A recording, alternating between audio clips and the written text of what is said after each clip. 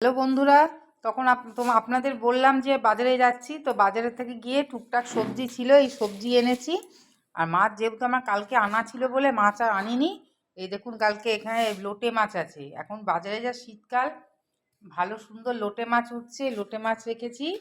আর এখানে এই ভোলা মাছ, কি ভোলা মাছ না ভোলা ভেটকি সেটা বলতে পারবো না, কিন্তু ভোলা একটু ছোট সাইজের এই ভোলা মাছ এনেছি। আর এখানে এই যে একটুখানি সবজি বেরিয়েছিলাম, একটু সবজি নিয়েছি, বেগুন নিয়েছি। আর এখানে একটুখানি পেঁয়াজ কলি নিয়েছি। কিন্তু সবজির কোনো দামের দাম কমে কোনো ব্যাপারই নেই, সব সবজিরই দাম বেশি। এই যে একটু লাউ নিয়ে নিচ্ছি।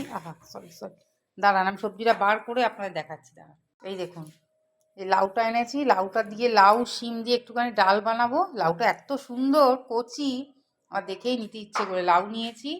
আর এখানে একটুখানি টমেটো নিয়েছি। টমেটো 50-60 টাকা কিলো বলে বেশি নিতে পারলাম না, একটুখানি টমেটো নিলাম।